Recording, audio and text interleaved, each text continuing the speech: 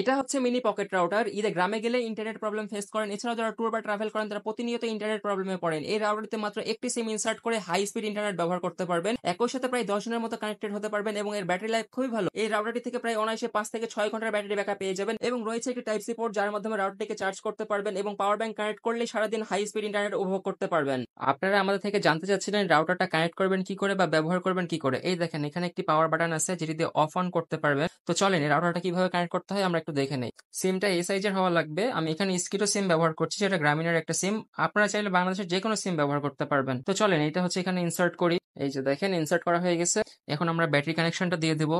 Battery connection দেওয়ার পর এই যে এখানে দেখেন পাওয়ার বাটন আছে, এটা হচ্ছে চেপে ধরে রাখবো। এই যে দেখেন অন হয়ে গেছে কিন্তু এখানে নো সিম দেখাচ্ছে। একটু থামেন, দেখেন নেটওয়ার্ক চলে আসবে। এই যে আমাদের সিমের নেটওয়ার্ক পেয়ে গেছে। এই যে এখানে দেখেন 4G MIFI এটা আছে, এটা হচ্ছে কানেক্ট করা লাগবে। তো আমরা হচ্ছে আপনাদেরকে কানেক্ট করে দেখাই। এই যে দেখেন কানেক্টেড হয়ে গেছে আর রাউটারটিও দেখেন অন আছে। তো এখন দেখি আমাদের ইন্টারনেটে স্পিড পাচ্ছে নাকি। দেখছেন স্পিডটা কত বেটার। এরপরে আপনারা চাইলে এই রাউটারের হচ্ছে পাসওয়ার্ড সবকিছু চেঞ্জ করতে পারবেন। সো এই সেটআপটি এতটুকুই ছিল। যারা গ্রামে থাকেন তাদের ঘরের এক কোণায় হচ্ছে ভালো নেটওয়ার্ক পায় কিন্তু আরেক কোণায় ভালো নেটওয়ার্ক পায় না, তখন আপনি এক কোণায় রাউটারটিকে রাখবেন, তাহলে হচ্ছে পুরো ঘরেই হচ্ছে ওয়াইফাইটা ব্যবহার করতে পারবেন হাই স্পিড।